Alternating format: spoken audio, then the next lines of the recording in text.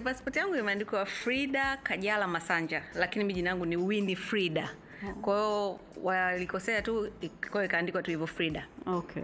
Nilipozaliwa tu nikagewa jina Kajala kwa sababu nilikuwa sijabatizwa. Nilipopelekwa kanisani nikabatizwa ndio ikaja Winnie Frida. Okay. Yeah. Tukiuliza kama wewe ni mtu wa Mungu, unaweza ukasema wewe ni mtu wa Mungu? Yeah.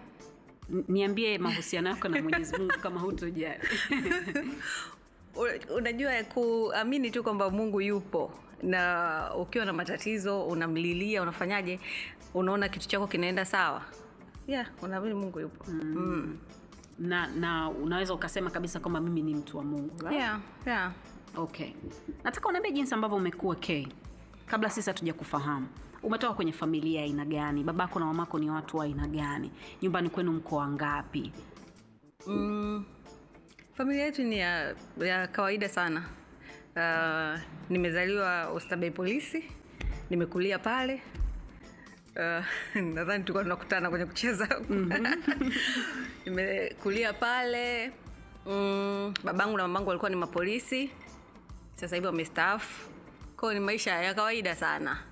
And tumezaliwa kwa baba na mama, tuko wawili, mimi na mdogo wangu, lakini baba na mtoto mwingine wa kiume ambaye tulimkuta ni mkubwa kwetu. Lakini siku zote sisi tulikuwa tunalelewa wawili. Yeye alikuwa anakaa na mama yake. Kwa tumezaliwa wawili, mimi na mdogo wangu. Na umekuwa vipi? Umesoma wapi? Mazingira ambayo umekulia, kama hutojali ningependa uniambie. Kama nilivyokuambia, nimelelewa pale Oysterbay Polisi. Nursery nilisoma karibia na opposite na St. Peters. Primary nilisoma Mbuyuni, hapo karibia na St. Peters hapo. And then nilipofika kwenda form 1 nilipelekwa Songea kusoma shule ya masista kwa sababu nilikuwa natamani kuwa sister. Yes. Lakini nilipofika kule naona baridi na nini, nikaanzaga kuumwa. Nikawa naumwa sana. Kwa hiyo masista walikodi gari na askofu walinirudisha Dar nije nitibiwe. Then wazazi wakashauriana wakasema inaonekana kula hakuwezi, tumtafutie shule hapa. Basi nilikuwa na mtoto wa shangazi yangu alikuwa anasoma Jitegemee, akamwambia mamangu mlete Jitegemee.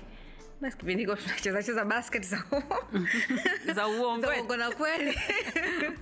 Basi tukaenda tukajaribu, wakasema ataingia kama mwanamichezo. Kwa hiyo nikaingia kama mwanamichezo, nacheza basket Jitegemee.